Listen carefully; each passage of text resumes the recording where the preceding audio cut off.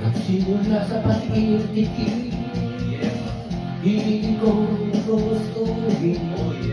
Bisyo lang nagsimula na sumulalim, kaya ngayon ang nagsasabi. Kapiling ng lola, wag na uminom ng serbesa. Ito'y hindi inumin pang bata, magsobrisa na lang muna. Pero ngayon ang pumatanda na, lola may ilang pang towa. Ayan na nga, umataas na ang amas ko, kasi lang